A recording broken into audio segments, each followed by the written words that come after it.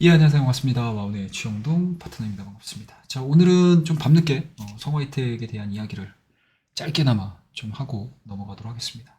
자, 일단은 오늘 성화이텍이 4사분기 실적 발표를 했고요. 2023년도 실적 발표를 했습니다. 뭐 너무나 좋은 실적을 발표를 한 상황들이기 때문에 성화이텍 오랜만에 대량 거래량이 동반이 되는 급상승을 좀 보여줬었고, 더더군다나 성화이텍이 다른 종목군들 대비해서 눈에 띄었었던 부분들을 좀 보게 되면 이 종목만 올라간 게 아니고 자동차 섹터 내 부품주들까지도 같이 끌어올려주는 굉장히 좀 질적으로는 의미 있는 상승세가 좀 나오지 않았나라고 생각을 하고 있습니다. 과연 현 구간에서 추가적인 상승 여력이 있는지에 대해서 오늘 한번 점검을 좀 해볼 텐데 하나하나씩 좀 보면서 넘어가도록 하겠습니다. 자, 일단은 뭐 실적 점검을 잠깐 좀 한번 해보도록 하겠습니다. 지난해 실적 발표를 했고요. 연결 기준 매출액은 4조 3천억 정도 발표를 했습니다. 전년 대비해서 8.6% 상승을 했고요. 영업이익 같은 경우도 지금 보시게 되면 2,567억 발표를 했습니다. 굉장히 놀랍죠? 전년 대비해서 158% 상승을 했습니다. 그리고 순이익 같은 경우도 이제 1,757억을 발표를 하면서 전년 대비해서 356.24% 상승을 했습니다. 매출액에 대한 변화 흐름들도 분명히 좋기는 하지만 좀 내실을 다지는 한 해를 보냈던 게 성화이텍의 2023년도의 특징점이 아닌가라는 생각이 좀 들고요. 또 무엇보다도 오늘 탄력 있게 움직일 수 있었던 부분들은 일단은 뭐 배당이 있었습니다. 시가 배당률이 1.5%, 시가 배당률로 이제 150원 정도, 한 주당 150원 결정을 한 상황들이기 때문에 일단은 뭐 전체적으로 PBR에 저 PBR과 관련된 정책 부분들이 다소 시장의 기대치에는 좀 미치지 못하는 다소 조금 좀 실망스러운 발표를 했음에도 불구하고 확실히 주주 환원이라든지 주주 가치 제고를 하기 위한 정책들을 내보냈었을 때 시장에서에 대한 반응들은 굉장히 좀 뜨겁다라고 말씀드릴 수가 있을 것 같고요. 뭐 2023년도가 정상적인 매출액과 정상적인 영업이익의 한 해였다라고 하게 되면 과연 24년도에는 어떠한 흐름들을 좀 만들어 줄 수 있을지에 대해서 우리가 지금서부터는 좀 예측을 좀 해야 되지 않겠느냐라는 생각이 좀 들고요. 이 성화이텍의 매출 구성을 좀 보시게 되면은 뭐 확실히 자동차 부품이 84% 담당하고 있는 상황들이기 때문에 이 전방 산업에 대한 수요 부분들 그리고 성화이텍이 가장 핵심 키워드가 사실은 멕시코라고 보시면 좋을 것 같아요. 그러니까 멕시코를 생산 기점으로 생산 거점을 중심으로 북미 자동차 공급망에 대한 재편이 2023년도에 반영이 됐다라고 하게 되면 과연 2024년도에는 어떠한 실적들을 보여줄지에 대해서 고민을 좀 하셔야 될 것 같은데 이제 EV 시장일 것 같아요. 배터리 케이스죠. 그러니까 GM, EA의 글로벌 OEM에 대한 EV 부품 수주가 2024년도에도 지속이 된다라고 하게 되면은 뭐 생각보다는 2023년도 대비해서 좋은 실적을 거둘 가능성이 상당히 높지 않겠느냐라는 생각이 좀 들고요.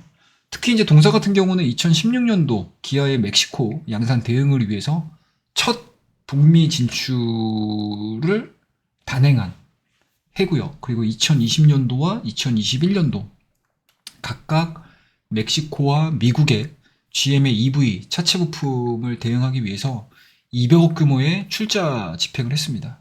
그리고 이중 멕시코의 경우 같은 경우는 이제 배터리 케이스까지 뭐 양산 구조로 진행이 되고 있는 상황들이기 때문에 확실히 성화이텍이 성장 가도를 달려야 된다고 하게 되면 멕시코 공장이 굉장히 잘 돌아야 돼요. 예, 그리고 멕시코 법인 매출액 자체가 전사 대비해서 한 12% 정도? 아마 2024년에 좀 더 늘어나겠죠?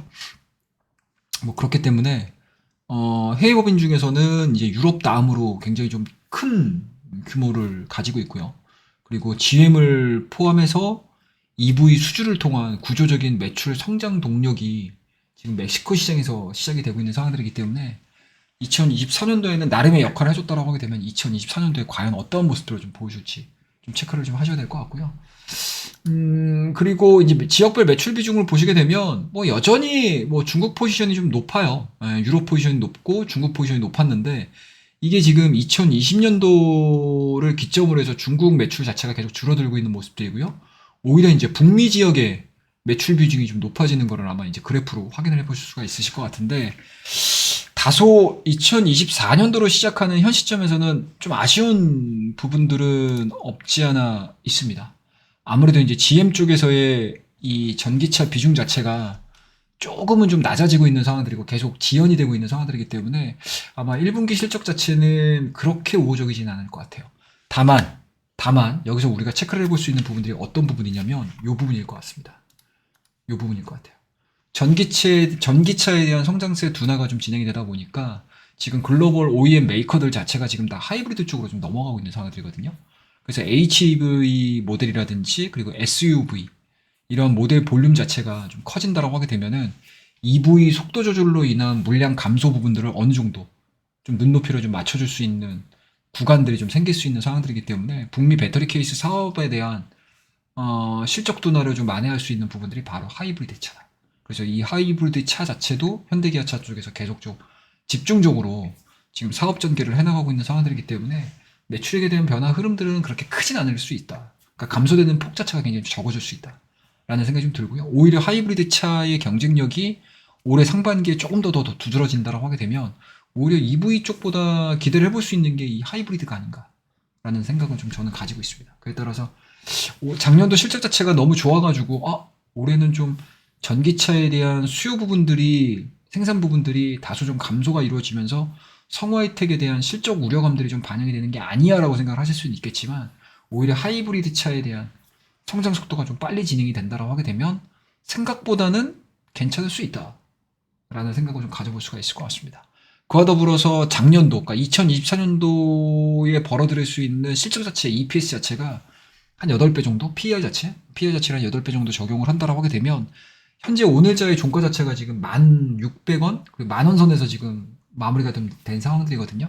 그렇다고 되면 지금 구간에서는 오히려 조금 더 성장할 수 있는 업사이드가 좀 남아있지 않겠느냐라는 게 지금 저의 개인적인 이제 밸류 평가다라고 말씀드릴 수가 있을 것 같고, 뭐 기술적인 흐름들을 좀 놓고 보시게 되면은 굉장히 좀 잘 진행이 되고 있어요. 그러니까 2023년도 상반기 2차전지 상승과 더불어서 이 성화이텍도 같이 동반해서 상승을 했었고요.